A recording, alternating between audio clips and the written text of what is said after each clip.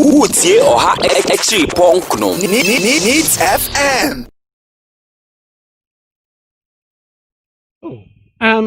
We have a very experienced candidate in a field. I don't think that we have had a president who can say that, or a running mate that can say that I have expertise in 10 areas of running the country. Or you either have a lawyer who is a very good, solid lawyer, and we've produced quite a number of them, from Kufuor to Mills to, the current president, right? They are not accountants. They are not economists. So it's about teamwork. And I have seen her in her teamwork. I've worked with her. Coming in, sitting, explaining, what she needs and everything. So I believe she had a command over her brief. Otherwise, and I'm just coming to that. And I made this point earlier that when it comes to the economy, which is where I work with her, remember that when you take the budget, the largest allocation of resources goes to education. And I don't think that you would have heard, any more officers or whatever when she was there. Rather, you saw a lot of... You didn't give her money to pay the teachers. You were paying 3 months out of 24 months. That's another misconception.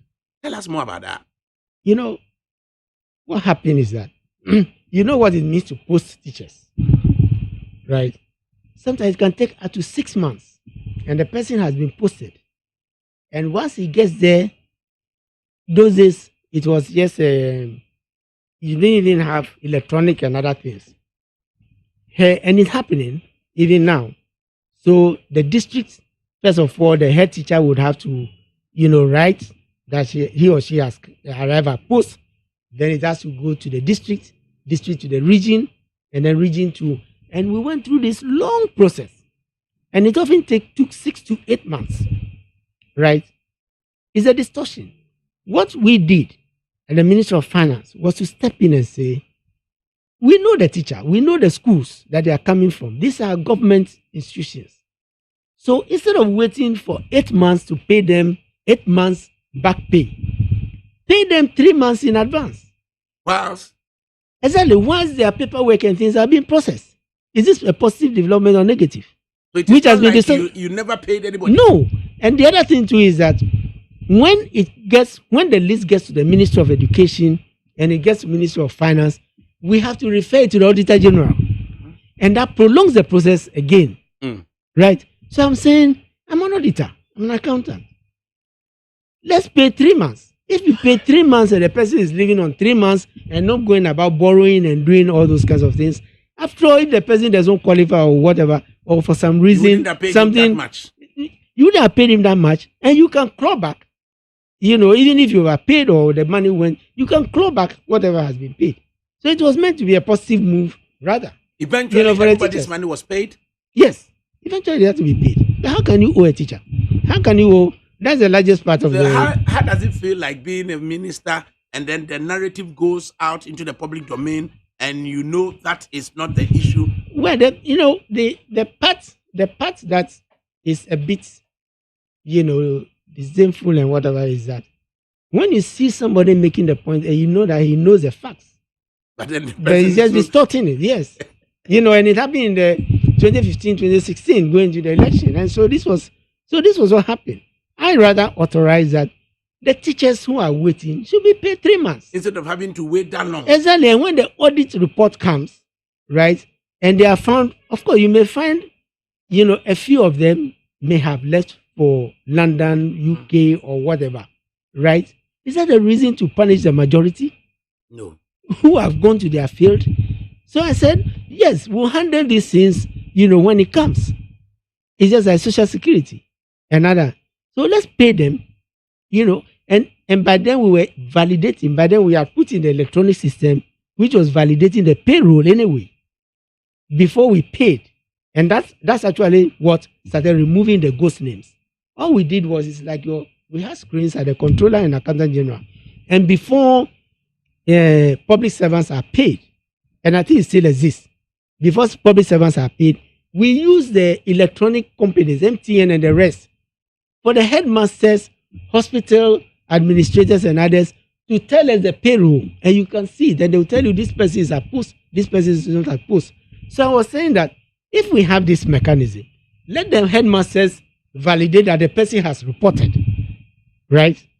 And it's only those who have been validated who will be paid the 3 months. So that at least they can get rent, pay the landlord. They are going to a new area, pay their rent, pay for their Are school there fees and any others. challenges that you experience with the structure of the Ghanaian economy that you would want to see changed?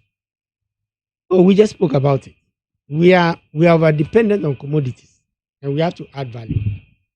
These are very dependent on commodities and we have to raw add in their value. raw form. They are raw form. One, if you export cocoa beans are cheap relative to chocolate. If you export cocoa butter, you get more money. If you export chocolate, which is the final product, instead of the beans, you make more money. Do you know what we can do to change that structure? Oh, it's structures and institutions. As in President Obama said it, that we need leaders, but we also need institutions. Strong institutions. So you need strong institutions. And when we talk about institutions, we are not just talking about the judiciary, the executive, and the constitutional ones. In the business world, in the government business and whatever, you need to build institutions. Finally, tell me more about Seth Terkper. Where did you start your schooling and where did you end? Are you married? Do you have children? Where are they now? Tell me more. I grew up in Somalia. Right. The Mango area. Yes. Yeah, we used to go at dawn to pick mangoes before we go to school. So I attended the Presby. It was an experimental Presby. If you go, and we lived in a salon, which means, so they call it labor, but so that's where I grew up.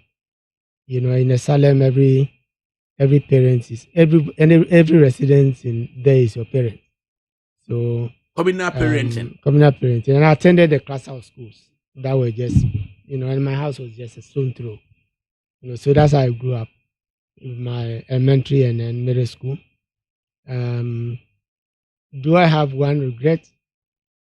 Well, it came out well, so sometimes you don't have to have too much regret. But the fact that in Form 2, every Presbyterian wants to go to Presec.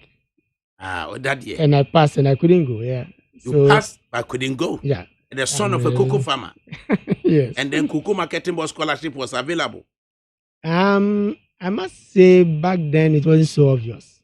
Later on it helped, actually. Yeah. So then I left from there to go to I did business studies at Ho Technical, now Ho Polytechnic and then Ho University. And from there to Accra Poly, where I did my OA levels private together with, RSA and others. You have a strong character. And then went to the University of Cape Coast. Right. Which has taught me to love teaching. B.Ed.